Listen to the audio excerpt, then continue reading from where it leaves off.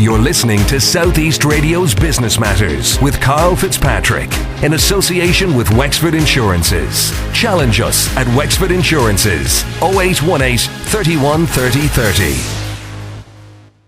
Welcome back to the show. I'm now joined in studio by one of the founders of the Wexford Food and Wine Festival, Gary Johnston. Gary, how did it all start? All began, Karl, back in 2008. As a parent, I was roped in on a fundraising committee with Norman Ruddock and a few other parents. And Norman Ruddock came up with the idea of a food demonstration stroke fair. We got Nevin Maguire down to Wexford. We set it up in White's Hotel, and we invited a few really good quality local Wexford food producers on board. They came along. We got Wexford Creamery in, and we were up on the balcony. And as people came out of the cookery demonstration or before, they could find the Wexford producers and taste some of their product. And that was the beginning of it. Okay, so talk me through the evolution and the growth of the festival over the last number of years, because it's at this stage one of the most successful festivals run in Wexford each year. Year 2, we decided to invite a few more producers on board. We got a bit of sponsorship from the Creamery and others, and we filled the back room in White's Hotel, and the footfall was just incredible. I'd say we had probably 1,000 people between 4 o'clock and 6 o'clock. And we said, year 3, it's time we went out onto the street. So from a committee perspective, who's involved? Who's behind the festival? We've had various members on the committee over the last few years. At the moment, it's myself, Carl Richards, who works out in Chagas, Bryony Berry, who is an ex-parent of St. Iberia's School, and he's just a guy that you want something done, you ask a busy guy, and he comes on board. And now we have a few other volunteers, Damien Donlan from the Purple Patch and Rosemary Hayes, who works up in Edco. They're helping out in a big way with our social media this year. So in relation to the promotion behind the event, how are you getting the message out there about it? We're using a mixture of social media, the press both locally and nationally. And you've probably noticed over the last week or so a number of posters going up around the town, including the welcome board as you come over the bridge. How supportive have the local authority been in relation to this festival? Pat Collins up in the local authority has been on board for the last 3 years, and they're doing everything they can to help us out, both with regards to making Trimmers Lane available to us this year, closing off South Main Street, providing sound equipment and a little bit of financial help, which is of course most important. People will often wonder the level of organisation behind an event like this. Is it a 6-month job or a 12-month job in organising this event?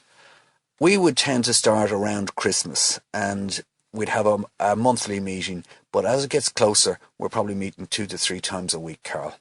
From a Foyle to Ireland perspective, are they involved? Yes, Foyle to Ireland have been involved for the last 2 years, and thanks to some help by the Wexford Chamber in applying for grants, we have had some financial funding, and this year, more importantly, they're running an advertising campaign on the national radios where Wexford Food Festival is getting a good mention. So the event this year is running from the 22nd to the 26th of May. Talk me through the series of events that are on each and every day.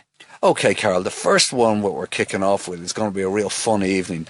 We have Father Jim and Reverend Arthur, the two clergy that do the fast on the steps of St. Iberia's Church. So we're calling that From a Fast to a Feast. And they're going to be helped out with our local chef, Phelan Byrne and Tony Carthy. And then we have the famous George Lawler standing in as Master of Ceremonies. So it promises to be both, I'd say, fun, bit of comedy, and I'd say a good belly laugh. Real good start for the food festival. The following day, you're out in Kelly's Hotel. What's happening that day? There's one of your own, Karl, coming up from Cork, Martin Shanahan from Fishy, and he's gonna be cooking some fish down in Kelly's, but it's not coming from West Cork. It's coming straight in from Kilmore Quay, Karl. Well, that's great to hear that we're being represented at least at the Wexford Food and Wine Festival this year. And the following day, there's an event taking place in Green Acres. What's happening there? That's right. James's chef Richie Trapp is doing a master class. and that's going to involve a cookery demonstration. I think it's happening upstairs, followed by a meal. And on the 25th and 26th, that's when the public are invited in their droves into Wexford town. What can they expect from the event? Correct, but we'll just go back to the Friday evening for a second. On Friday evening, we also have a very, very interesting gig happening up in the Arts Centre. We have Susan Boyle doing a wine goose chase. That's actually a comedy show, an interactive, where both the artist and the audience will participate with a glass of wine and a little bit of cheese to accompany some fine wines. And it's an evening of comedy.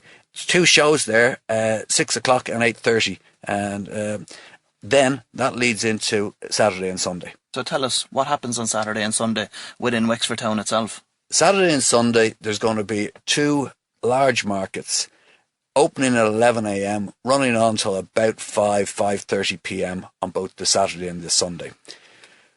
Between the 2 markets, one is going to be outside Green Acres and La Dolce Vita up on Trimmers Lane, and the other is going to be on the South Main Street, where we have shut it off from Bride Street right down to King Street. Both these areas will have in excess of somewhere between 25 and 30 food producers. Trimmers Lane, the format up there is going to be the Wexford Food family, who were on the quay there a few weeks ago.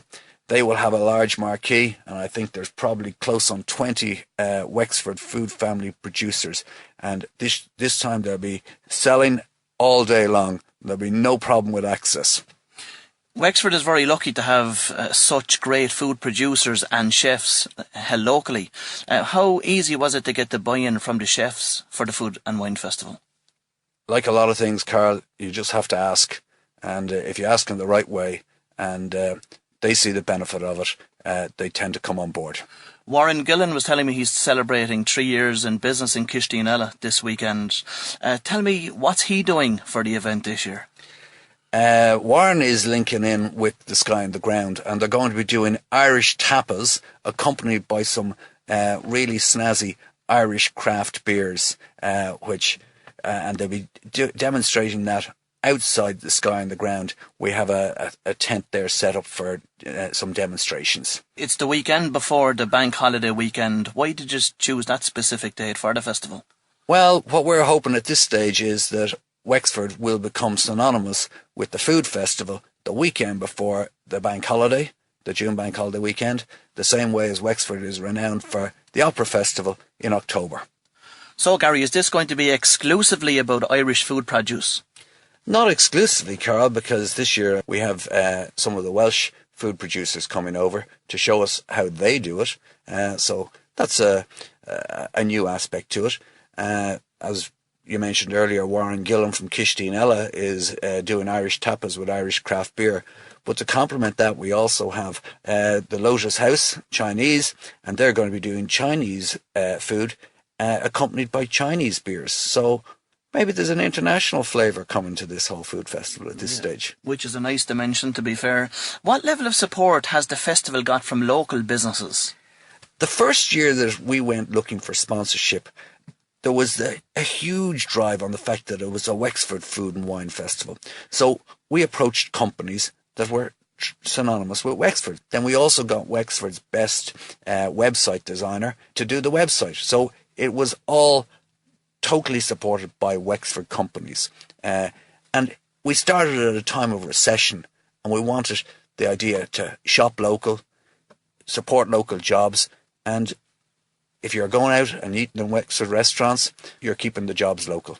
Let's talk about the impact that the festival has on local businesses. Let's say, for instance, how many people did it attract into the town last year? I reckon last year we probably had in excess of 5,000 people passing through the market over the 2 days. The weather was just fantastic last year, and the spin-off for the local restaurants and the local shops was incredible, and it got some great press coverage, and we're just hoping for a bigger and better festival again this year. Any idea on numbers in relation to tourists into the county from other parts of the country based on the national exposure that the event does get? I reckon this year we will have hundreds from overseas staying in Wexford. one of the Welsh food producers, is actually a DJ, and she's promoting it on the local radio station.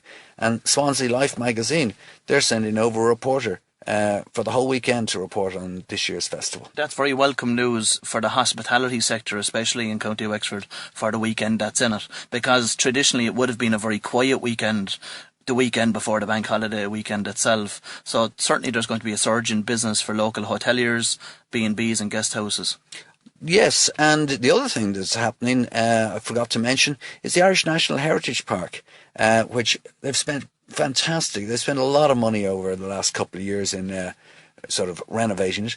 Last year we had one family that took a house down in St. Helens Bay for the whole weekend. They came into the food producers market on the Saturday, and then they took the kids out to the Heritage Park on the Sunday, and they saw the ancient cooking methods, Fulloch Fee. Excellent. Now, in relation to the future plans for the festival itself, what are your hopes and aspirations for the festival over the next 5 years?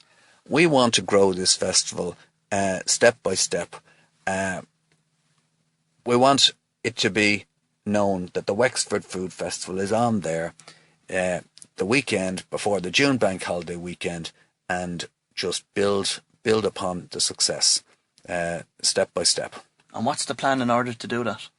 Keep it food orientated, quality, a good experience. So come into town, bit of music, something for the kids. This year we have face painting, we'll have balloons, we have the National Heritage Park. So there's something for everybody to get involved in, Carl. Well, Gary, many thanks for coming in and speaking to us this morning, and I wish you every success with this year's event.